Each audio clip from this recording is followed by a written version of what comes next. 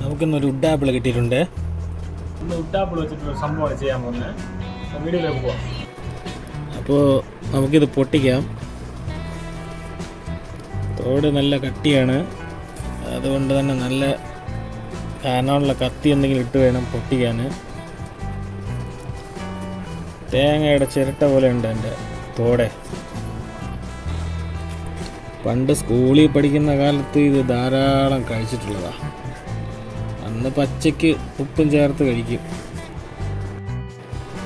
ഈ പഴമായിട്ട് ആദ്യമായിട്ടാണ് കഴിക്കുന്നത്. വീഡിയോ കാണുന്നവരൊന്ന് സപ്പോർട്ട് ചെയ്യണം, സബ്സ്ക്രൈബ് ചെയ്യുക. അപ്പോൾ നമുക്ക് അതിനകത്തുള്ള സംഭവങ്ങളെല്ലാം ഒരു നല്ലൊരു സ്പൂൺ വെച്ചിട്ട് പുറത്തോട്ടെടുക്കാം.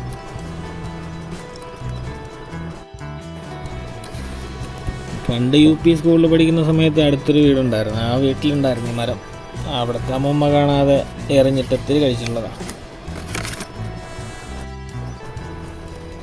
ഇപ്പം നാട്ടിൽ ഈ മരങ്ങളൊന്നും ഇപ്പോൾ കാണാനും കിട്ടണമില്ല.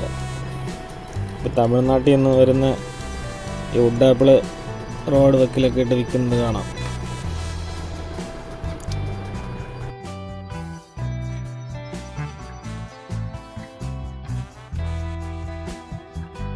അപ്പോൾ എല്ലാം പുറത്തെടുത്തിട്ടുണ്ട്.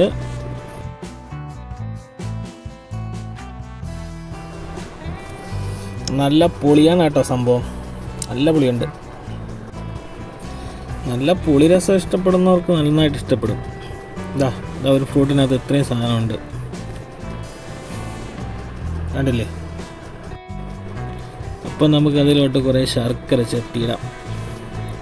ഇത്തിരി എന്ന് പറഞ്ഞാൽ ആ ഫ്രൂട്ടിനൊരു ഉരുണ്ട ശർക്കര അത്രയും മതിയാവും. ഇത് ശ്രീലങ്ക എന്നുള്ള ഫ്രൂട്ടാണ്. ഞങ്ങൾക്കിവിടെ ശ്രീലങ്കൻ ഫ്രൂട്ടാണ് കൂടുതൽ ലഭിക്കുന്നത്. അവിടെ ഒത്തിരി മരമുണ്ട് ശ്രീലങ്കയിൽ. നല്ല പുളിയായതുകൊണ്ട് ശർക്കര ഇട്ടേ കഴിക്കാമല്ലോ, അത്രയ്ക്ക് പുളിയാണ് ഫ്രൂട്ട്.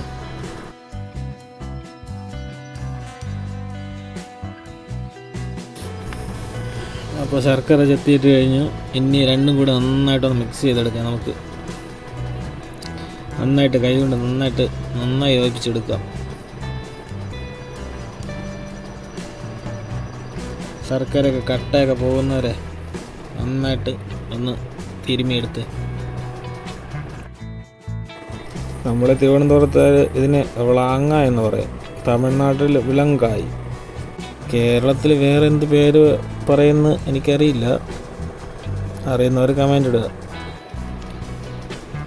സംഭവം റെഡി ആയിട്ടുണ്ട്. നമുക്കിനി ടേസ്റ്റ് നോക്കാം.